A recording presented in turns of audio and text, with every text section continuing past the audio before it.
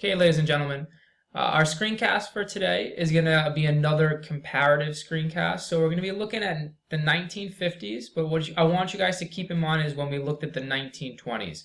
In a lot of ways, these two eras are similar. They're an excellent 2 decades to compare to one another.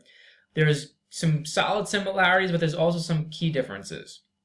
All right, so we're going to jump right into it. The first big thing that we kind of stepped over when we started to look at the 1950s is really you have a tremendous growth in population happening in the 1950s. And it's all really due to a phenomenon that's known as the baby boom. And this is the term or the phrase that they use to refer to kind of the time period right at the end of World War II, 1945, to about like 1955, somewhere in like the middle of the 50s. And what's happening is that GIs are coming home, and very quickly they're doing a couple of things. They're getting married, they're trying to buy houses, and they're having children at very high rates. So this is a huge population growth within the United States, a large amount of babies all at a very in a very short period of time. So both of my parents are actually born in the baby boomer generation. And if you look here, the late 1940s to like 1950s, you have huge growth in the population of the United States as far as children being born. Now, what does this mean for the country? Well, one, it's going to mean you have a brand new, very large demographic. And so the baby boomers are still with us, but when you look at from a business standpoint, it's going to be a huge demographic to try and sell products to. Once they start to grow up and they start to grow into consumers, they're going to start to market to this generation significantly because they are the biggest generation of Americans. Two, it's going to lead to a construction and housing boom out into the suburbs because people are moving. They're moving out to the suburbs. They might get a VA loan to move out to the suburbs, start their family. And people are having 4 or 5 children. That's normal. In this era in America, it's normal to have 3, 4, 5 children. In our era, it's more normal to have maybe 2. 2 is kind of the norm. In this time period, the norm is 4, 5 children. So they're having big families. They're moving out to the suburbs. America is growing. The cities are growing. The suburbs are growing. Our population in general is growing. And when you look at this generation, it does put a strain on some of the systems within the United States. So like I said, both of my parents are born during the baby boomer generation. And like my mother tells me, when she went to high school, she actually went to Van Buren High School, which is pretty close to us. And they were working off a similar situation that we're working off of now. So when she went there, they were what's called a triple session school. Similar to Francis Lewis, so you had stacked schedules. People came in at different times because they couldn't fit enough people in the building. The buildings weren't big enough to fit the demand of the amount of students who were coming in. So that's just one example of kind of the effect the baby boomers had. So you have a huge growth in I would say a huge growth in population right away, but you have a growth in population. You have a large generation. Now, what does this mean for like down the line? We're still living with the baby boomer generation. The baby boomer generation now is basically reaching retirement age. They're either retired or they're about to retire now. What does this mean for us? Well, all these social programs like Social Security, Medicare, all these different programs that the baby boomers are starting to take advantage of, the issue with it is that since they're such a large generation, there's not enough people paying into these systems in our generation and your generation that are paying into these systems to afford to kind of pay for all of these baby boomers who are retiring. They're living longer than their parents and their grandparents lived. And so therefore, it puts a financial strain on the government due to a lot of entitlement programs that are started during the New Deal and then kind of reinforced and expanded upon, and it's something that we haven't learned about yet in President Lyndon Johnson's program called the Great Society. So it's interesting because you'll hear people talk about like privatizing Social Security and changing like the age you can collect from 65 to 69 or 72. And the reason they're talking about that is because of the strain that the baby boomers, as they retire, are putting onto these government systems that were created before they were born. Nevertheless, in the time period, growth of population, growth of suburbs, growth to housing, all these things are kind of fueling off of one another. Now, when you look at the situation, how does that play into the 1950s economy?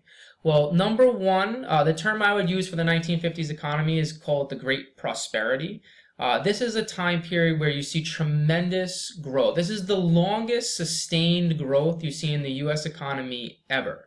From 1945 to about 1975, this chart ends in 1960, but until about 1970, like early 70s, 1970, around that time period, is the longest sustained growth you see ever in American history. Economically, it's a great time to be alive. As far as achieving middle class status, it's fantastic. Okay, and one of the biggest reasons for that is that in this time period, you see a more even distribution of wealth in American history than any generation prior to that or any generation after that. So you have to ask yourself, well, why is that the case? And, the reason for that has a lot to do with the power of the labor and labor unions during the time period. So you have a very powerful labor union called the AFL-CIO. And this labor union, amongst many other labor unions, are really gaining some power in American society. And when they gain influence and they gain power, they're able to kind of help with wage gaps, income gaps, and they get their workers a lot of rights, a lot of benefits. America is still also a very industrial country. So Americans are working in industrial jobs. We're still producing a lot of things for the world. And so more Americans are sharing in the prosperity. We're still producing manufactured products in great numbers. And labor unions are growing in popularity. This is the height of labor unions' influence and labor unions' popularity. And what they're able to do is they're able to gain their workers and gain their union members larger pieces of the pie and kind of more even distribution of wealth. So at this time, I would say somewhere in the range of probably about like 60% of Americans, maybe a little higher even, are a part of labor unions. Now, one of the things that President Eisenhower warns against is something we talked about during World War II. You have the carryover of something called the military-industrial complex, which is the link between military, a powerful big military, an industry that's linked to kind of supplying that military.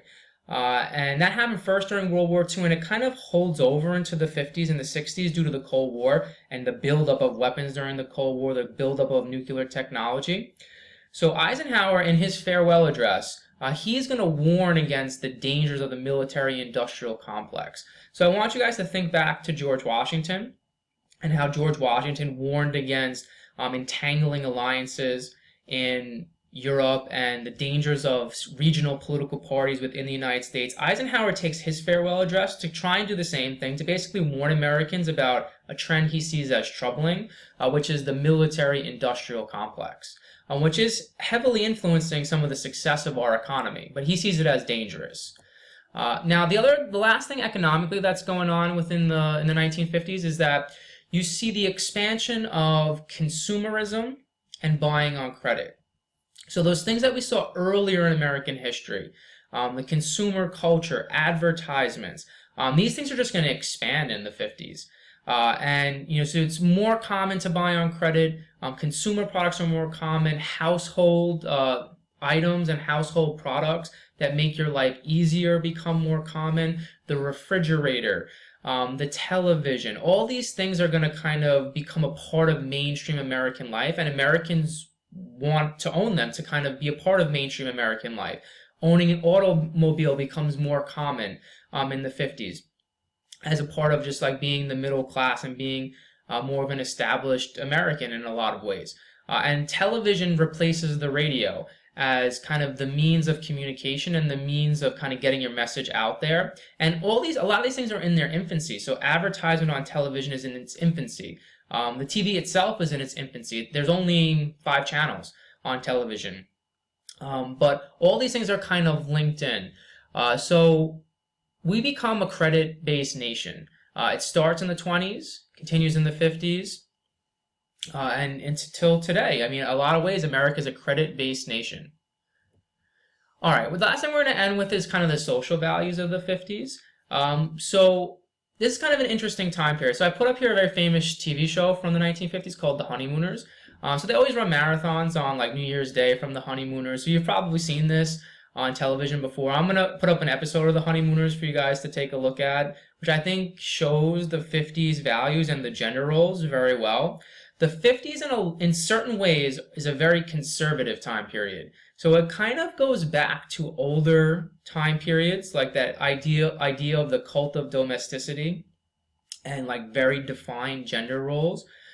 So when you look at like the 40s and you look at Rosie the Riveter and the wartime experience of women, in a lot of ways the 50s kind of just takes a step backwards and goes back to an older form of or belief about gender and a belief about gender roles. It's not really until later, like the 60s or the 70s, that things kind of progress as far as women's rights and in a significant way the women's liberation movement. So it's interesting. Now, when you look at some of the television shows of the 50s, a lot of the television shows of the 50s also reflect some of the values of the time period. So a famous TV show is called Leave It to Beaver, and they're supposed to be like the perfect nuclear family, and all their problems are always kind of like sewn up by the end of the episode. And it's very interesting because the 50s, they tried to use television to promote values that they wanted the average American to have. When you look at television today, it's interesting to take a look at it and see like, well, what values are they trying to promote on television today, if any? Are they just trying to show Americans as they are and as society is? I think it's a good question to ask yourself is television a reflection of the society? And is that why you have shows like Leave It to Beaver? Or does television kind of teach Americans the values that they're supposed to have? I think in certain ways it's a little bit of both, but the 50s definitely has some of your classic family-based television that are trying to teach morals through their programming. Now, on the flip side of what's going on in the 1950s, you also have the birth of some famous American music like rock and roll. So I'm also going to put up some famous songs for you guys to listen to, some videos of Elvis Presley, Chuck Berry, some of your more famous 1950s rock and roll stars. Really, so you have kind of also a counterculture during the 1950s of people who are interested in rock and roll. They call it the birth of the teenager. So we take for granted that you have like childhood, teenage years, and then adulthood. Really kind of pre-World War II America, they didn't really acknowledge something called the teenager. You had childhood, and then kind of like around like 14, 15, adulthood. And that was it. There was no real like in-between stage. And so I think rock and roll and kind of some of the culture around rock and roll has something to do with this birth of this idea of the teenager. So a lot of these things I think are better to view so you can kind of see them. So I'm going to show you some of the TV shows, some clips of the TV shows. I'm going to put some clips of the famous rock and roll artists for you guys to listen to and enjoy. And really your task, what I want you guys to do is to be able to compare the 20s and the 50s and some of the things going on in the 20s and the 50s. And there's one last thing before you guys jump into your assignment that goes along with the screencast.